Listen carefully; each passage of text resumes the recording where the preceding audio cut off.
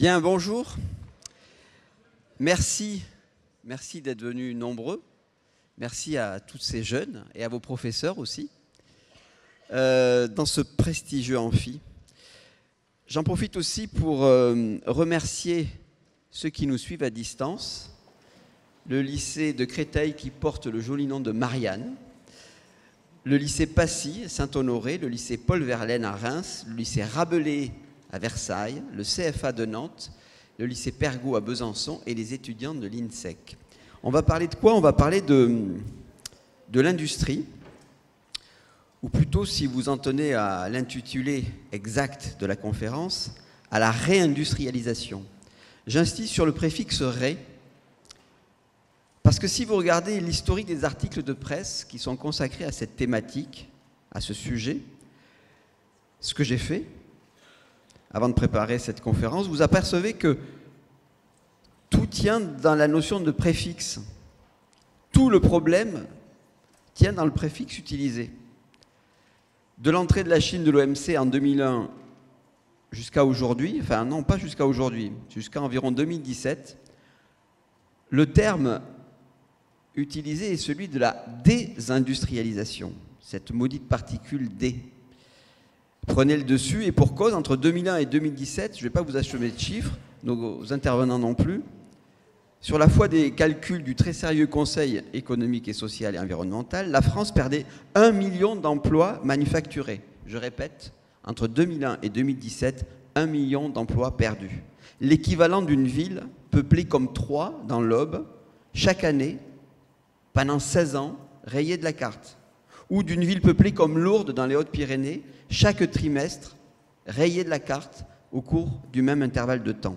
Alors naturellement, les emplois dans les services marchands prirent un peu, en partie, le relais, mais après de telles coupes, le tissu industriel apparaît ici comme usé par manque d'investissement et là comme déchiré par les fermetures en série. Et puis si vous regardez après le Covid, pareil, vous faites une petite recherche et vous apercevez que ce n'est pas le terme de désindustrialisation qui prend le dessus, c'est le terme de réindustrialisation, le préfixe « re », qui est d'ailleurs celui de notre conférence. Et le gouvernement, bien sûr, a vu l'occasion de vanter sa politique de compétitivité. On avait même parlé de pénurie de main-d'œuvre dans l'industrie. Et puis, changement de programme, ou plutôt changement de préfixe. Depuis presque un an, la manufacture vit un nouveau retournement de tendance avec le mot désindustrialisation qui fait surface. Alors, quelques chiffres. Les pointages du cabinet d'études Trendéo justifient le changement de qualificatif. Les investissements dans la production industrielle en 2024 reculent de 17% par rapport à l'année antérieure. Alors, à qui la faute? Je ne crois pas que ça soit au coût du travail. Peut-être on en parlera au cours de cette conférence, mais peut-être avez-vous abordé cette problématique précédemment. C'est beaucoup le coût de l'énergie. Vous voyez par exemple le prix du gaz en Europe, qui est en hausse de 62%, devient 5 fois moins cher que celui en vigueur aux États-Unis. Donc effectivement, quelle est la leçon de cette petite introduction un peu terminologique? C'est que pour devenir pérenne, le retour des usines ne peut pas seulement dépendre des caprices de la conjoncture, mais s'inscrire dans le cadre d'une politique économique, structurelle, faite de volontarisme.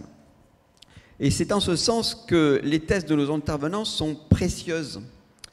Elles visent justement, vous le verrez après discussion brève avec chacune d'entre elles, à penser le retour de l'industrie dans une logique globale pour s'extraire de ces vicissitudes de conjoncture, de décarbonation, globale de décarbonation, de cohésion sociale et d'autonomie stratégique.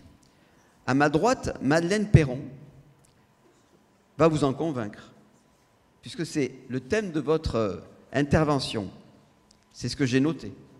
Vous êtes responsable du programme Transition écologique et sociale et politique industrielle à l'Institut Veblen. Juste après vous, Sandrine Berthet, déléguée à la transition écologique auprès du directeur général de la Direction générale des entreprises, ce qu'on appelle la DGE au ministère de l'économie, des finances et de l'industrie. votre idée, c'est de faire cohabiter l'écologie et l'industrie. Et cette idée, ça vous occupe, si j'ai bien compris, du matin au soir. Et les week-ends aussi.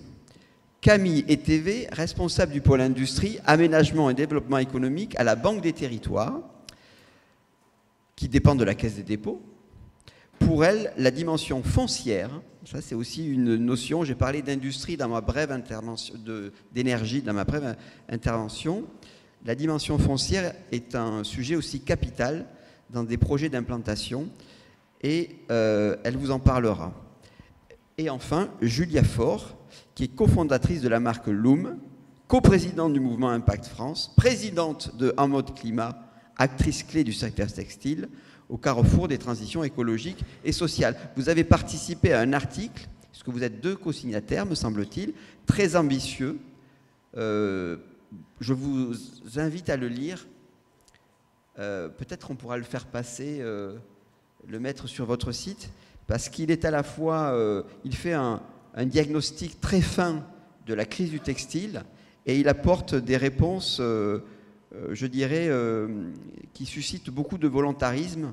Et c'est aussi ça qui permet de s'extraire des logiques de conjoncture qui finalement est le fil directeur de nos commentaires sur l'industrie depuis une dizaine d'années. Et on aimerait parler définitivement de réindustrialisation, puis une fois qu'elle aura lieu, on parlera d'industrie.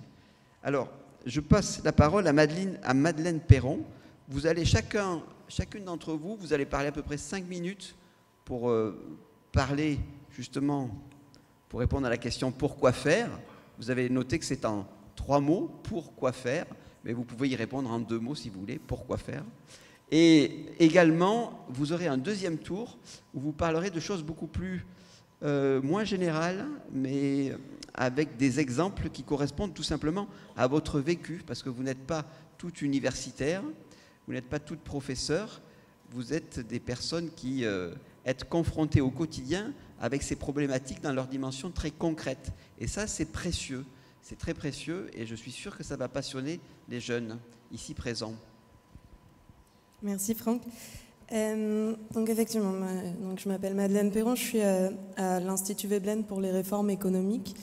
Et donc, mon prisme à moi, c'est de penser les politiques économiques liées à la réindustrialisation, qui, comme vous l'avez souligné, contrairement à la désindustrialisation, qui n'était pas forcément le fait d'une politique économique particulière, ça peut résulter de choix politiques, certes, mais aussi d'un contexte international qui a beaucoup évolué.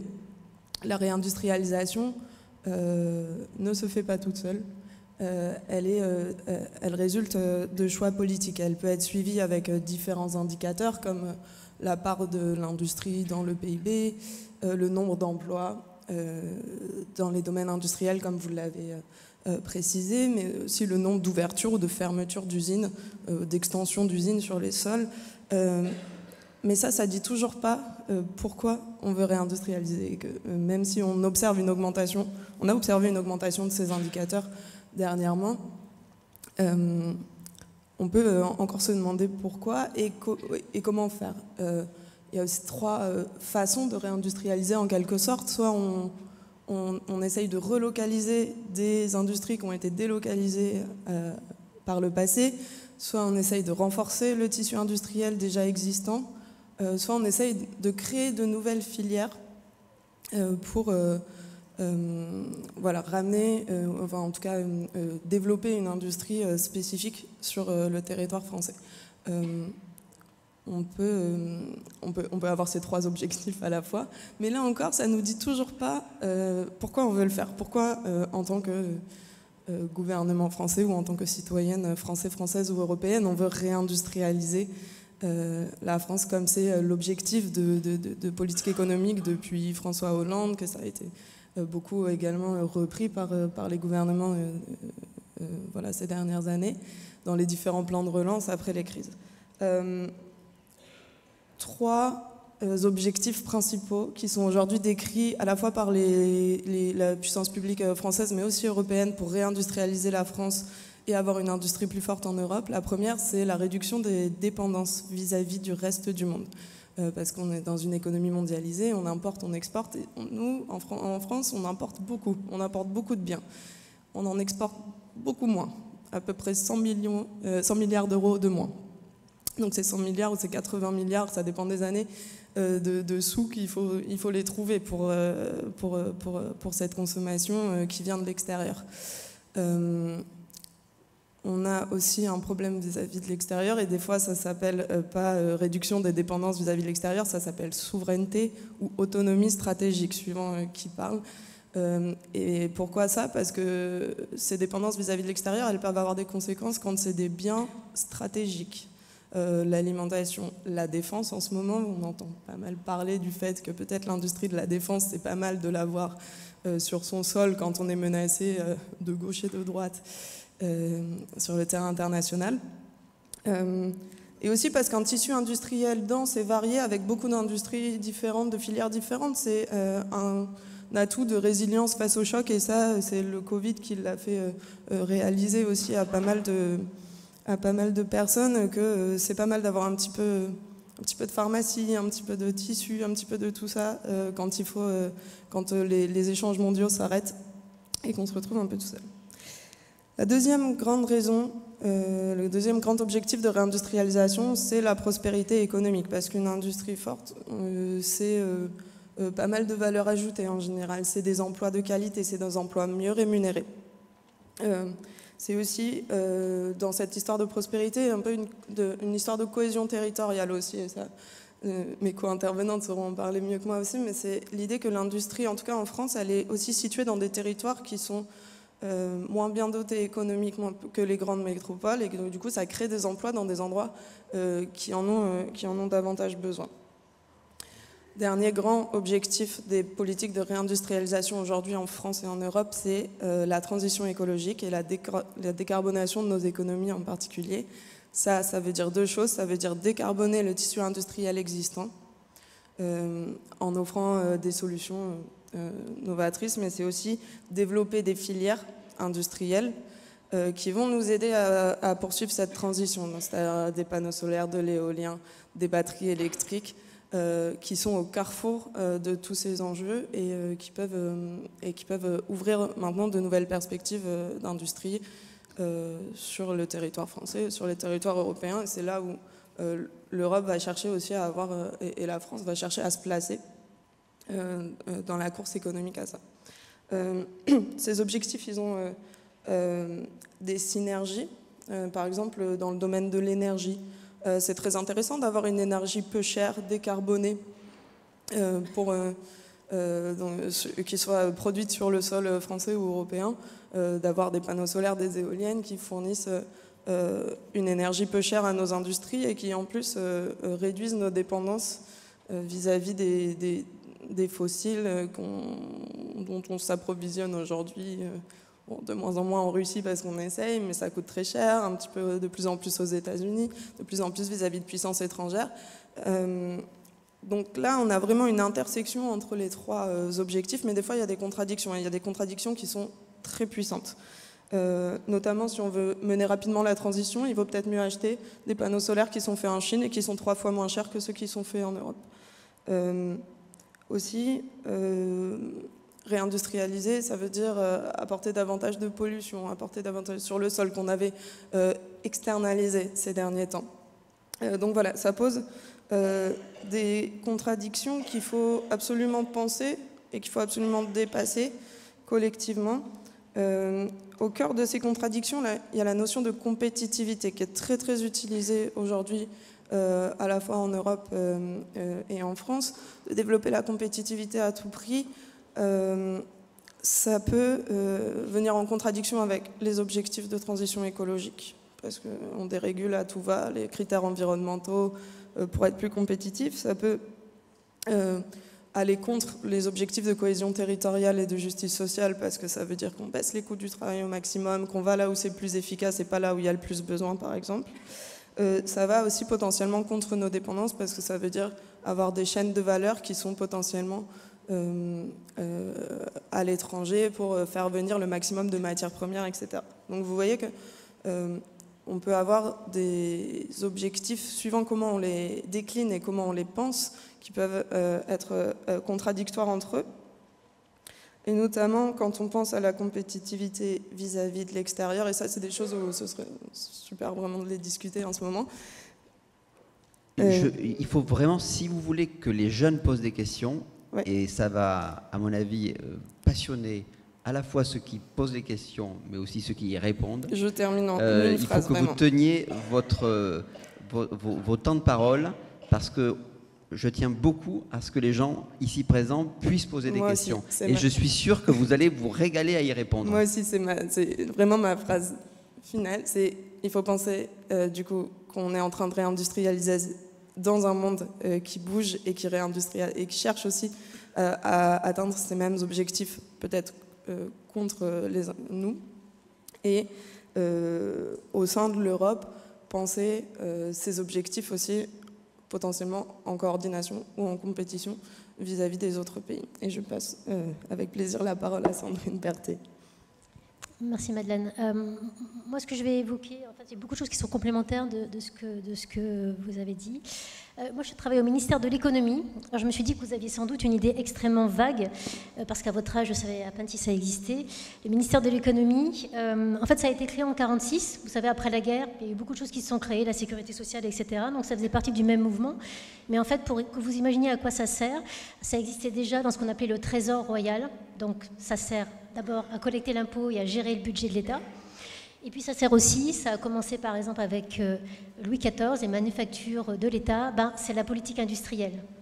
Donc en fait, il y a beaucoup de choses à Bercy, il y a beaucoup de fonctionnaires qui travaillent là, mais globalement, on s'occupe du budget de l'État, de collecter l'impôt, de dépenser, et notamment de politique industrielle. Et à la direction générale des entreprises, en fait, il y a pas mal de directions dans un ministère comme ça. Et nous, ce à quoi on sert, c'est la compétitivité. Donc, aider à développer la compétitivité des entreprises françaises. Et on va voir plus concrètement ce qu'on fait pour ça. Et ce qui est relativement nouveau, donc effectivement, cette direction est au cœur de la politique réindustrialisation avec d'autres acteurs de l'État qui a commencé pour nous à peu près en 2021. On veut faire ça avec l'objectif de transition écologique et je vais expliquer effectivement pourquoi.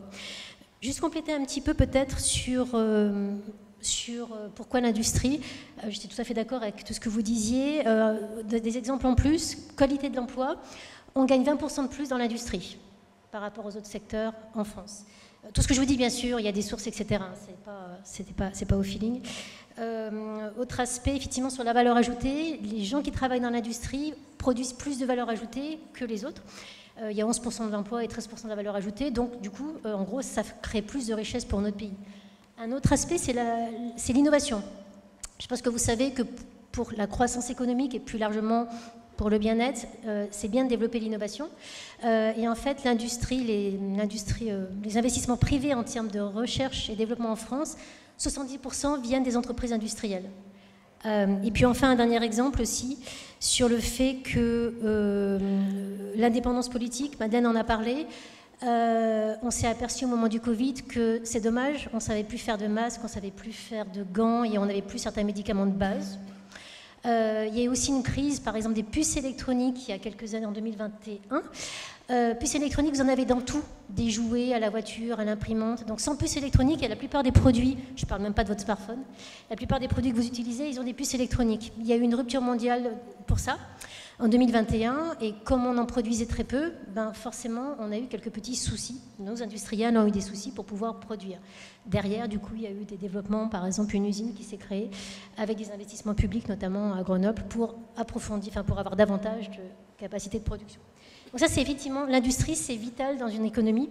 Et il y a ce côté, comme vous l'évoquiez, sauf que c'est sale. Personnellement, je viens de l'industrie, de la métallurgie même. Donc effectivement, l'industrie, on peut se dire, c'est sale, ça fait du bruit, ça pollue. Et pendant longtemps, ça a délocalisé, donc ça a mis des gens au chômage. Ça fait quand même beaucoup. Donc je voudrais vraiment participer d'améliorer l'image de l'industrie. Effectivement, on va voir un peu comment on essaie de réindustrialiser. Mais nous, ce qu'on essaye de faire au sein de l'État, notamment à Bercy, mais beaucoup avec le ministère de l'écologie et des opérateurs. Vous en entendez peut-être parler, l'ADEME, l'OFP sont des opérateurs très importants. Ils apportent des expertises. Et ce qu'on cherche à faire collectivement, c'est à ce que les usines qu'on crée sur notre territoire, les extensions d'usines ou celles que l'on sauve, elles le fassent avec le respect des enjeux de transition écologique. Parce qu'en gros, ça ne sert à rien de faire des usines si c'est pour tomber malade parce qu'elles vous polluent, si c'est pour qu'elles ferment à la première inondation venue parce qu'elles auront les pieds dans l'eau, si on ne fait pas attention aux aléas climatiques, ou si c'est pour qu'elles s'arrêtent parce qu'elles n'ont plus de matières premières. Parce qu'il ne vous aura pas échappé qu'avec les limites planétaires, on a de moins en moins de ressources. Et du coup, les enjeux de transition, c'est ça. C'est comment on fait en sorte que les usines qu'on développe, elles soient protégées au maximum avec de la prévention par rapport aux effets du dérèglement climatique qui va faire monter le niveau de la mer, enfin qui fait monter le niveau de la mer, qui provoque des inondations, qui provoque des canicules, qui fait qu'on ne veut pas travailler quand il fait une température trop élevée, comme 37 degrés. Comment on fait aussi pour que ces usines, elles aient une énergie propre ? Parce que pour toute activité humaine, mais en particulier économique, il faut beaucoup d'énergie. Et comme on le sait, il faut qu'elle soit décarbonée. Si on utilise du charbon, des hydrocarbures, on accentue le problème du réchauffement climatique. Donc comment on fait pour qu'elle soit propre ? Et là-dessus, on a notamment la solution du nucléaire en France. On peut débattre sur à quel point le nucléaire est propre, certes, mais au moins c'est décarboné. Donc ça, c'est un axe de comment on fait pour réindustrialiser. Du coup, on a d'une part aidé nos industriels à se fournir en énergie décarbonée à un prix intéressant. Vous l'avez dit, il y a un différentiel de 3 à 5, c'est-à-dire que l'énergie en France, ou en Europe plus globalement, elle coûte 3 à 5 fois plus cher en ce moment qu'aux États-Unis. Donc les industriels se disent, je vais aller produire là-bas, vu que c'est une partie importante de mon coût de revient. Forcément, on doit faire un effort là-dessus. Donc ça, c'est un aspect de politique industrielle pour réindustrialiser, avoir davantage d'énergie et de l'énergie propre. Donc il y a une réaccélération du programme nucléaire, vous avez pu le voir même en tant que citoyen, il y a pas mal de débats là-dessus, faire des centrales qui sont peut-être plus agiles, et puis retrouver des compétences. On n'a pas construit de centrales depuis longtemps, et en fait, il y a des choses qu'on ne sait plus faire. Donc ça, c'est un aspect de notre politique industrielle qui concilie la transition écologique, puisqu'on veut l'énergie propre. Un autre aspect, ça va être pour avoir un prix compétitif. Faire la transition écologique pour une entreprise, ça va vouloir dire des coûts à relativement court terme pour des gains qui sont leur pérennité à long terme, mais c'est du long terme, c'est ça le problème.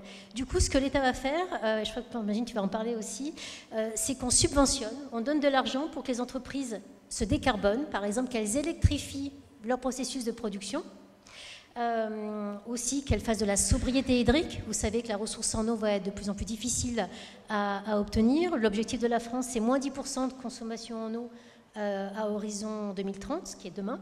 Comment on fait pour que les usines elles utilisent moins d'eau ? Eh bien c'est pareil, on les aide à faire des plans de sobriété hydrique. Donc il y a un aspect de subvention et d'accompagnement pour ça.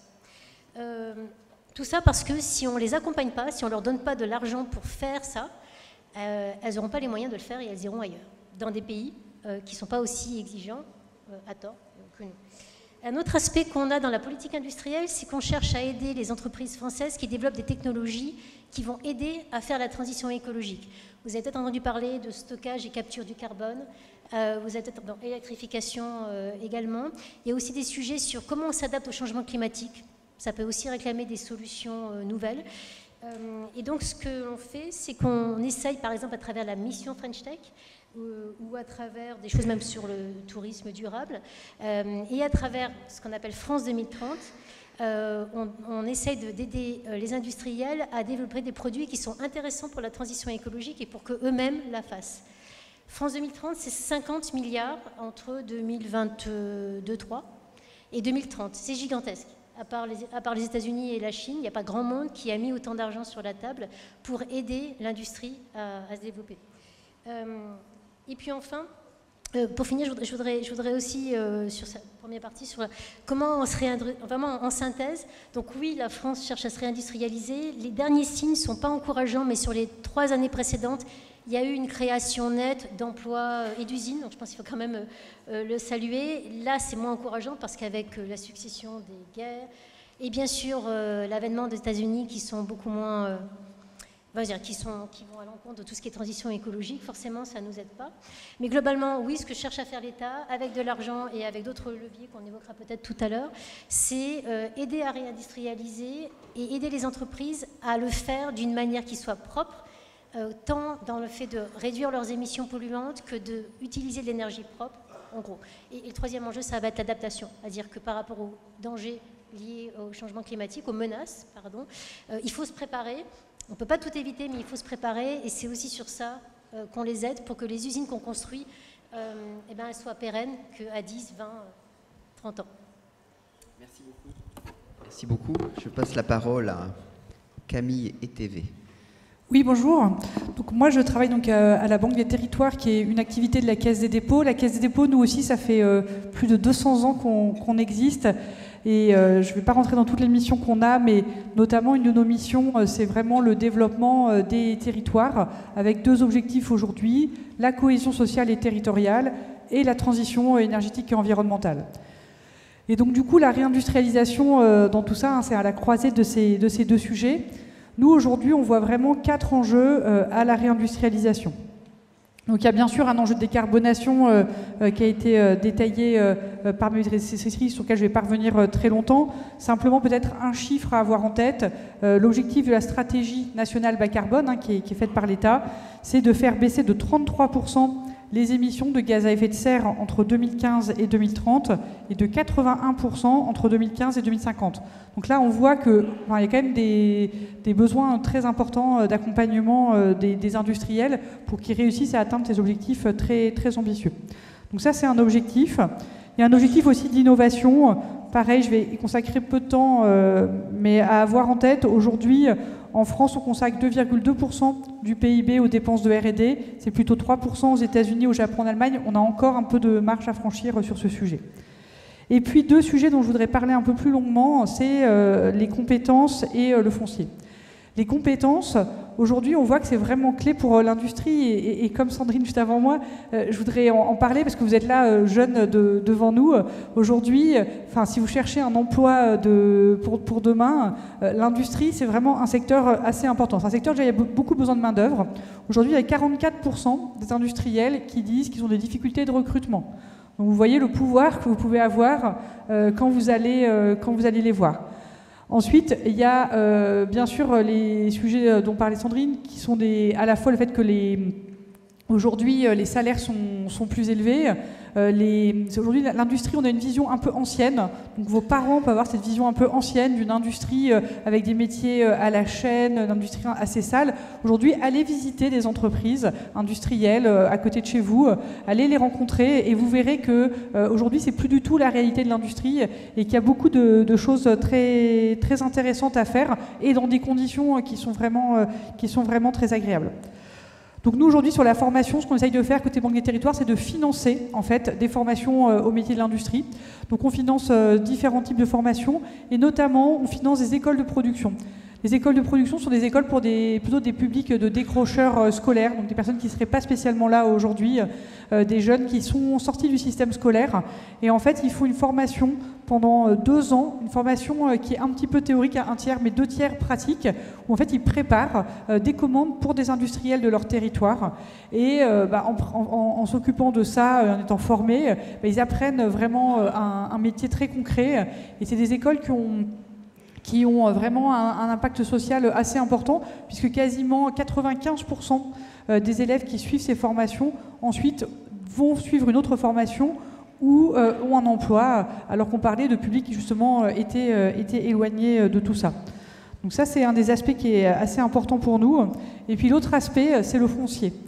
Aujourd'hui, en France, pour un industriel, c'est pas très facile de trouver du foncier s'il cherche à s'implanter. On parlait tout à l'heure du déficit de la balance commerciale. En effet, il est assez important. Et l'objectif qu'on a commun public, c'est de se dire qu'on voudrait rééquilibrer ce déficit de la balance commerciale, arriver à un niveau 0. Et donc pour ça, ça ferait passer l'industrie qui représente aujourd'hui autour de 9,5% du PIB à 12%. Et pour arriver à ces 12%, on aurait besoin de 22 000 hectares de foncier industriel en plus. Donc c'est très important. C'est très important, notamment dans un contexte aujourd'hui où le foncier est rare. Le foncier est rare, il est cher, les élus s'approprient ce sujet du foncier avec la loi dont vous avez peut-être entendu parler, la loi ZAN, de zéro artificialisation nette, où on vise aussi à horizon 2050, dans une optique de transition écologique, de ne pas artificialiser de nouveaux espaces pour pouvoir garder des champs, des bois, des forêts qui permettront à la planète d'aller un peu mieux. Mais donc du coup, il y a une question de où est-ce qu'on peut implanter ces usines. Et nous, c'est un sujet sur lequel on travaille beaucoup côté Banque des Territoires. Et on n'y travaille pas tout seul, on travaille sur ce sujet et sur tous les autres que je vous mentionnais dans le cadre du programme Territoire d'industrie. Territoire d'industrie sera un programme qui a été lancé en 2018 par le Premier ministre et en fait qui relie des opérateurs, donc la Banque des Territoires, l'ADEME, Action Logement, France Travail, BPI France, Business France, tout ça sous l'égide notamment de la DGE et du ministère de la Transition écologique. Et ensemble, on essaye de travailler pour pas seulement avoir une vision à Paris de ce qui doit être l'industrie, mais plutôt avoir une vision, il y a 183 territoires d'industrie, avoir leur remontée, leur plan d'action concret sur le terrain et essayer de voir ce qu'on peut faire à chacune de ces mailles, de ces 183 territoires pour accélérer l'industrie. Je voulais vous donner aussi quelques exemples de projets qu'on a financés côté Banque des Territoires. Donc nous, on finance donc tout ce qui est foncier, aménagement de zones industrielles, l'immobilier industriel, la création d'usines, l'accompagnement aussi de la transition écologique et environnementale, on en parlera un petit peu après, et le développement de la formation aux métiers industriels. Par exemple, on a pu financer l'usine, vous avez peut-être entendu parler, une gigafactory de batteries, donc Vercors dans les Hauts-de-France. On a financé non seulement la gigafactory, mais aussi l'école de production de la batterie qui est à côté, pour justement apporter les compétences ensuite pour ces usines. On a pu financer différentes usines assez diverses. Par exemple, je voulais vous citer une usine de production de moules en Bretagne, Midi-Limer, qu'on a pu financer. Et puis on travaille aussi avec les collectivités locales en direct. Et par exemple, on a pu financer la création d'une usine pour la production de réservoirs hydrogène en Bourgogne-Franche-Comté. À moi. Julia Faure, Oui. vous allez nous parler de textile. Je vais vous parler de vêtements parce que c'est le seul truc que je connais. Moi, j'ai une marque de vêtements, donc je travaille avec des usines pour faire fabriquer des vêtements. Et je vais vous dire, je vais essayer de vous expliquer qu'est-ce qu'on a perdu, qu'est-ce que vous avez perdu et gagné, vous, dans votre vie avec la désindustrialisation textile de la France. Donc, je ne sais pas si vous savez, mais à l'époque de vos grands-parents, la France, c'était un pays qui fabriquait énormément de textiles. On était extrêmement fort là-dessus. On était vraiment les leaders de cette industrie. Je ne sais pas si vous avez déjà été dans le nord, vers Roubaix ou dans l'est, il y a encore des restes de super usines. Aujourd'hui, donc on produisait beaucoup de vêtements, on en produisait pour nous et on en exportait. Aujourd'hui, à votre avis, c'est quoi le pourcentage de vêtements qui sont fabriqués en France, dans tous les vêtements qui sont consommés en France? Combien? Plus fort. Ouais, c'est 2-3%. 2-3%. Bravo. Donc vous imaginez, on produisait des vêtements pour nous, pour le reste de l'Europe, les gens s'arrachaient les fringues qui étaient faites en France, et aujourd'hui on en est passé à 2-3%. Alors, l'avantage principal d'avoir délocalisé notre industrie vers l'étranger, c'est que les vêtements coûtent pas cher. Si on était toujours en production en France, un t-shirt, ça pourrait pas être...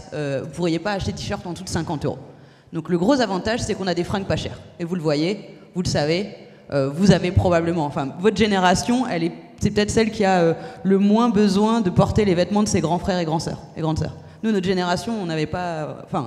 il y avait peu de vêtements neufs, on héritait de ceux de nos frères et sœurs. Vous, je sais que vous avez votre propre autonomie financière sur vos fringues. Je le vois parce que ça m'étonnerait que des gens qui sont nés de ma génération portent ces sweats-là, au style blanc immaculé. Donc ça a un avantage, ça veut dire que vous pouvez vous acheter vos fringues. Maintenant, je vais vous dire tout ce que ça a coûté. En fait, quand on délocalise une production de chez nous à ailleurs, la première chose que ça crée, c'est du chômage. Et énormément de chômage. Et on voit que c'est un vrai problème, le chômage. Alors c'est moins un problème si vous êtes à Paris, mais dans les bassins qui étaient des anciens bassins industriels, le Nord, le Grand Est, en fait, c'est du chômage qui ne se résorbe pas. Et est-ce que vous savez ce que ça produit, le chômage dans les territoires? C'est quelque chose qui est très actuel en ce moment. Ça produit la montée de l'extrême droite. Et en fait, il y a un lien direct entre la désindustrialisation de notre pays et la situation démocratique qui est là aujourd'hui. Parce qu'en fait, quand il y a des gens qui sont perdants dans la mondialisation, Quand il y a des gens qui perdent leur emploi, qui perdent leur niveau de vie, et ben à un moment, ils font plus confiance aux politiques traditionnelles et ils se tournent vers des solutions plus radicales. Ça, c'est la deuxième conséquence dans votre vie de cette désindustrialisation. Et ensuite, c'est peut-être des conséquences que vous allez moins voir. Mais le fait de perdre notre industrie, ça fait qu'on a appauvri le pays. Il y avait des usines en France, on les ferme et on va produire à l'autre bout du monde. Bon, bah, ces usines, non seulement elles payent plus d'impôts, donc elles mettent plus d'argent pour le budget de l'État, mais aussi quand il y a l'usine du village qui ferme, bah, la boulangerie elle va fermer aussi, le bureau de poste il va fermer aussi, le bureau de tabac il va fermer aussi. En fait, en cascade, on fait s'écrouler toute une économie. Et donc ça, c'est juste la France qui s'appauvrit.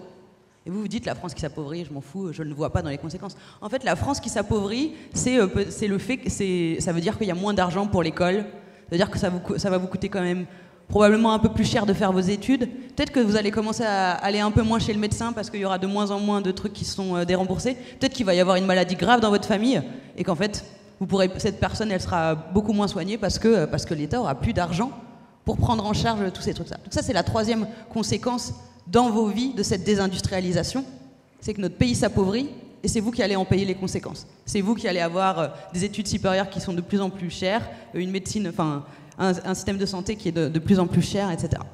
Je m'arrête là. C'était juste pour illustrer qu'est-ce que ça change dans votre vie et pourquoi c'est extrêmement important de réindustrialiser. C'est pour éviter ça. C'est pour éviter d'être un pays qui s'appauvrisse. Un pays qui est très pauvre, c'est un pays où il y a de moins en moins d'argent dans l'État, ça veut dire que c'est un pays comme aux États-Unis.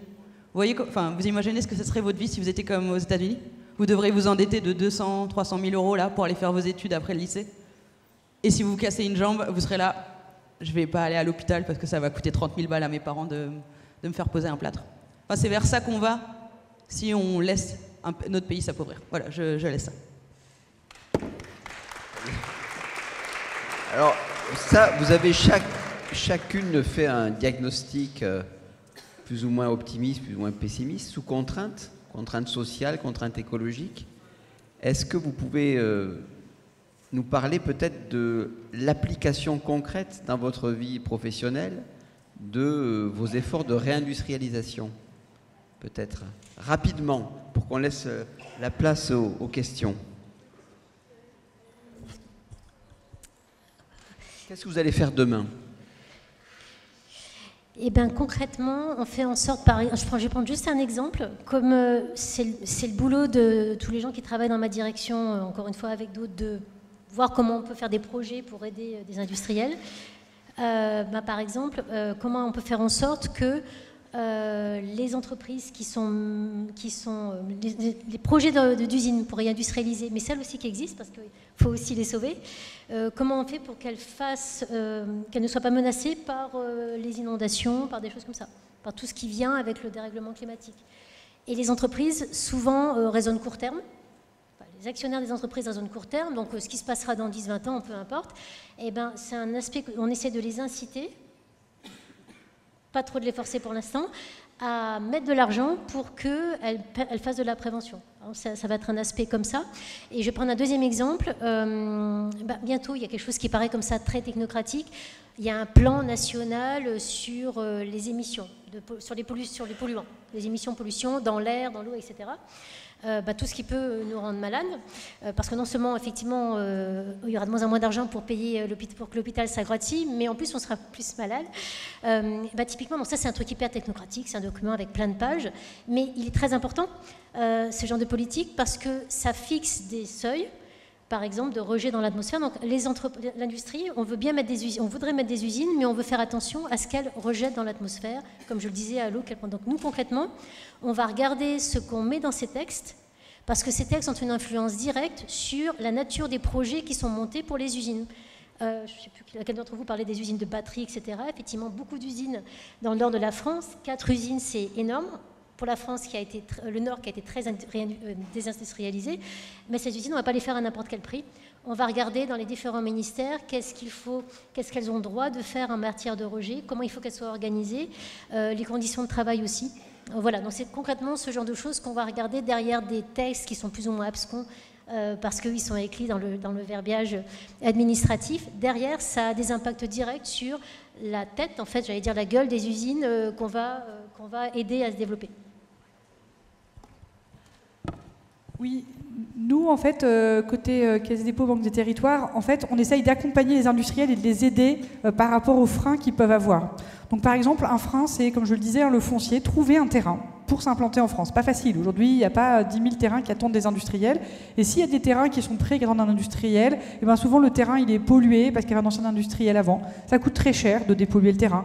Peut-être qu'il y a une espèce environnementale qui s'est installée sur ce terrain et qu'on veut la protéger. Et donc ça, il faut faire des mécanismes spécifiques pour pouvoir peut-être la déplacer ailleurs, etc., etc. Ça, c'est très long. Et aujourd'hui, un industriel, s'il arrive sur un terrain, il y a une autre chose qui peut être très long, c'est le raccordement électrique. Le raccordement électrique, aujourd'hui, c'est plutôt 5-6 ans. Donc un industriel, s'il trouve un terrain, il ne va pas attendre 5-6 ans que tout ça ait lieu et attendre 5-6 ans pour s'implanter. Donc nous, ce qu'on essaye de faire, c'est bien sûr, avec des territoires, avec les collectivités locales, de préparer des terrains. De travailler ensemble pour qu'il y ait des terrains qui soient prêts et que quand l'industriel se dise où est-ce que je souhaite aller, on puisse lui dire bah là, il y a tel terrain possible, tel autre, etc. Et qu'ensuite il puisse choisir en fonction de différents paramètres, mais qu'il n'y ait pas lui-même à mener tout ça et donc qu'il ait envie notamment de s'implanter en France plutôt que dans un autre pays. Sandrine peut-être, Madeleine pardon. Moi concrètement, c'est que parmi les 3 objectifs que je vous ai cités tout à l'heure et qui ont été développés aussi par mes copanélistes, c'est que la transition écologique, c'est celle qui est le plus en recul. Alors notre panel fait partie de celles qui se bougent pour ça, mais la réalité c'est que en général parmi les 3 objectifs que je vous ai cités et les contradictions, c'est que c'est la transition écologique qui perd de plus en plus au niveau européen, mais parfois aussi au niveau français. Et du coup, c'est très important de savoir comment, enfin, il y a réindustrialiser pourquoi faire, mais aussi comment faire et comment on fait. Et là-dedans, il y a plein d'outils des politiques industrielles, il y a plein de sous aussi. C'est des politiques qui sont extrêmement coûteuses et qui peuvent être extrêmement inefficaces aussi.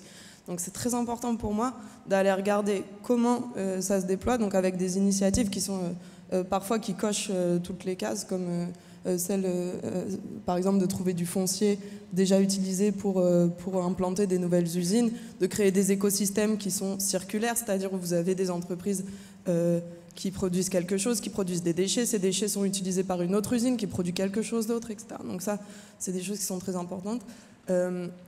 Les aides, notamment le soutien financier aux entreprises, c'est très important d'aller regarder exactement comment c'est distribué, parce qu'un des gros risques des politiques industrielles, c'est la capture par des industries et des usines qui sont déjà très puissantes. On est dans un pays où aussi on a beaucoup de multinationales qui peuvent faire jouer pas mal de pression, de concurrence. Donc d'aller regarder ça, comment ça se passe, quelles conditions on met à ces aides, comment on les oblige à aller vers ce qu'on a décidé collectivement, c'est-à-dire la transition écologique. Et dernier point, c'est un des outils aussi qui est très important, et ça a été un petit peu souligné, c'est la régulation, les réglementations, les lois. Elles sont attaquées très fortement en ce moment au niveau européen, mais aussi en France, notamment ce qui concerne les obligations environnementales et globalement tout ce qui concerne le fait de bien produire, c'est-à-dire de produire, de s'assurer que parmi ses fournisseurs, on n'a pas des entreprises qui utilisent du travail forcé, voilà, donc c'est la responsabilité des entreprises, et ça c'est menacé en ce moment, c'est menacé au niveau européen notamment, mais ça a forcément des conséquences au niveau français. Donc voilà, il y a un travail très important à faire pour garantir des politiques industrielles efficaces et une réindustrialisation efficace. Merci beaucoup. Avant de vous donner la parole pour poser des questions, j'aimerais faire un petit sondage, parce que finalement, là, au cours de cette conférence, Madeleine, vous avez insisté sur la compatibilité entre l'industrie et l'environnement. Julia, vous avez sans ménagement, on peut le dire, démontré à quel point l'industrie, ça compte pour l'intérêt général et l'intérêt national. Sandrine, vous, c'est quand même aussi l'État, c'est-à-dire le service public qui est, je dirais, le compagnon de route de la réindustrialisation. Et puis, Camille, vous avez, au détour d'une phrase, dit qu'il y a quand même de l'avenir pour le métier de l'industrie. Et puis, c'est pas si mal payé, c'est même plutôt bien payé. Alors, avant de vous passer le micro, est-ce qu'il y en a parmi vous, vous pouvez lever la main, qui envisagent d'entamer une carrière dans l'industrie? Levez la main. D'accord? Donc, une personne. Alors, peut-être que vous n'osez pas lever la main, alors, ça ne vous engage pas beaucoup, on va poser la question autrement. Levez la main ceux qui ne veulent absolument pas travailler dans l'industrie plus tard. D'accord, je constate qu'il y a beaucoup d'indécis, mais c'est normal. Moi, à votre âge, j'étais aussi indécis. Donc, il y a quand même du boulot à faire. Hein. C'est-à-dire que soit on augmente les salaires, soit on rend l'industrie, je dirais, plus attractive du point de vue politique, au sens noble du terme, compatible avec l'écologie, avec les services publics, avec l'intérêt social, l'intérêt national, ce que vous avez fait. Mais après avoir, pendant 40 ans, dénigré ces sujets-là, nous récoltons peut-être ce que nous avons semé. Enfin, nous, la presse, les institutions, on s'y inclut largement. Questions. Est-ce que vous avez des questions à poser? Ne soyez pas timide. Le premier a toujours du mal à se lancer, mais après, ça va beaucoup mieux. Oui.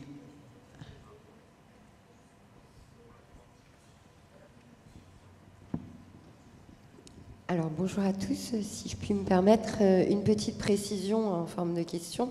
Vous ne croyez pas que... alors j'ai salué l'introduction de Madame qui était très éclairante pour notamment le jeune public ici. Par contre, je ne me suis pas fait une amie avec ma voisine qui était plutôt réservée sur votre présentation, qu'elle trouvait caricaturale. Donc je vais essayer de me réconcilier avec Madame.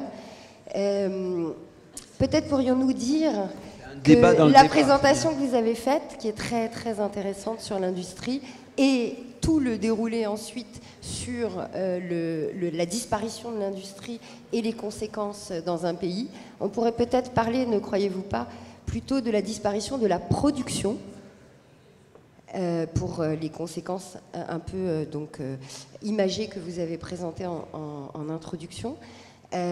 Parce que la production n'est pas seulement industrielle, elle est aussi artisanale, donc ça réconcilierait peut-être un petit peu tout le monde, et également face à la nécessité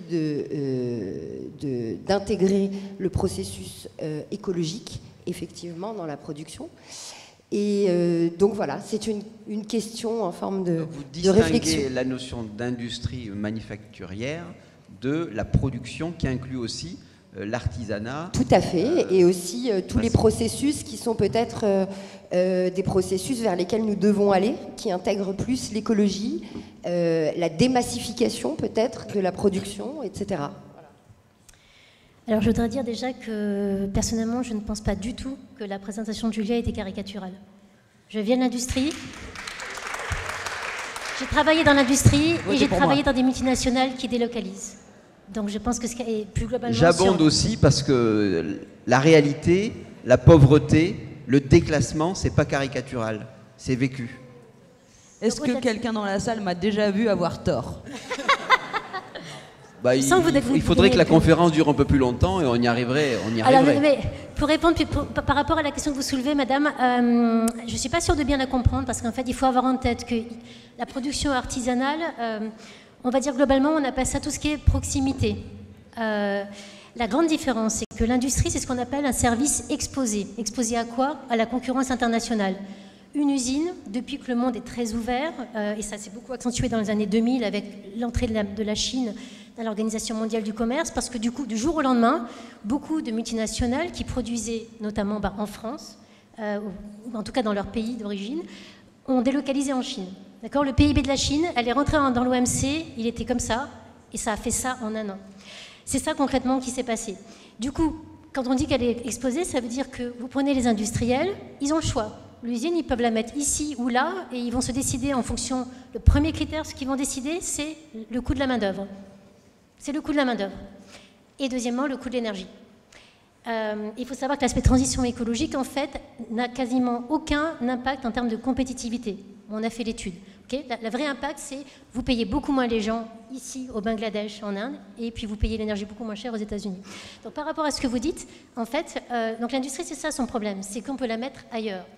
En revanche, tout ce qui n'est pas industrie, tout ce qui est service de proximité, le commerce, l'artisanat, la restauration, votre coiffeur, tous ces gens-là, ils peuvent disparaître, mais ils vont revenir. Parce qu'en fait, vous n'allez pas vous faire coiffer en Suisse, ni en Chine. Donc tout ce qu'on appelle services de proximité, ils sont par nature non délocalisables. Si votre coiffeur doit fermer parce qu'il arrive mal à gagner sa vie, de toute façon, vous aurez besoin de vous faire coiffer quelque part. Donc, il y aura un autre coiffeur qui va se créer. Donc, juste pour dire que par rapport à la disparition, ce qui a disparu, c'est bien l'industrie, c'est bien les 1 million d'emplois que vous avez cités. La France étant le pays qui a le plus perdu d'emplois en Europe sur cette période. Il n'y a pas de raison, en fait, objective. Mais par contre, tout le reste ne perd pas par rapport à ça. Et pour finir, je vais laisser la parole à mes collègues. Il y a eu des services qui ont été délocalisés, effectivement, notamment en Inde, mais c'est vraiment la même logique que pour l'industrie. Donc oui, sur les services, c'est vrai, mais ce qu'il y a, c'est que l'important, je voulais dire, les services de proximité, c'est ces services-là où vous ne pouvez pas les délocaliser. Donc juste une nuance par rapport à ce qui disparaît ou ce qui ne disparaît pas.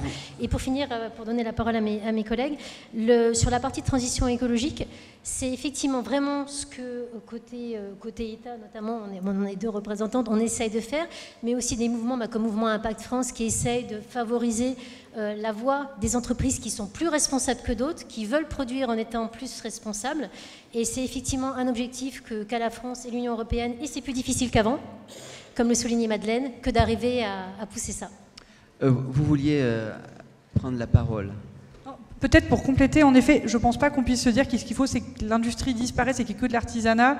Si on veut... J'avais compris que c'était un petit peu ça, pour la transition écologique. En fait, aujourd'hui, le but, c'est plutôt que l'industrie elle-même soit compatible avec tout ce qui est transition écologique et environnementale. Et c'est ce sur quoi on travaille collectivement, chacun à son échelle, pour que aujourd'hui, quand ils produisent, ce soit, les bâtiments de l'usine, ils soient respectent les demandes environnementales, que ensuite toute l'énergie utilisée, déjà on en utilise le moins possible, qu'elle soit réutilisée. Par exemple, vous pouvez avoir des circuits fermés qui utilisent l'eau plusieurs fois, etc., etc. Enfin, c'est plutôt ça l'objectif vers lequel tendre, en tout cas vers lequel on cherche à tendre. Julia, vous vouliez rebondir. Moi, je voulais profiter d'avoir le micro pour vous alerter sur quelque chose. En fait, il n'y aura pas de relocalisation de notre industrie s'il n'y a pas des règles qui favorisent la relocalisation en France. Pourquoi, à votre avis, les marques, elles préfèrent produire au Bangladesh qu'en France? C'est moins cher. Pourquoi c'est moins cher? Parce que les gens sont exploités. Je ne sais pas si c'est ça que vous avez dit, mais on va dire que c'est ça. C'est moins cher parce que les gens sont exploités. Le salaire minimum au Bangladesh, c'est 100 € par mois. Le salaire minimum en Tunisie, c'est 100 € par mois.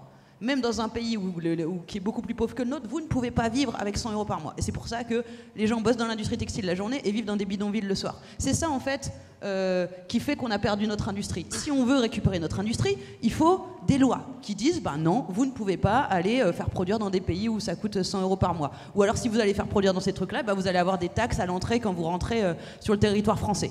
Donc il nous faut des lois pour qu'on ait une industrie. Il n'y aura pas de réindustrialisation sans loi. Justement, il y avait une loi qui allait favoriser ça pour l'industrie textile, pour la mode.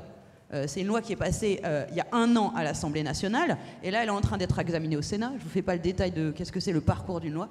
Et en fait, moi, je suis extrêmement inquiète parce que c'était une loi qui justement favorisait le Made in France, qui allait favoriser la réindustrialisation. Et là, il y a quelques amendements qui viennent d'être passés et qui vident la loi de sa substance.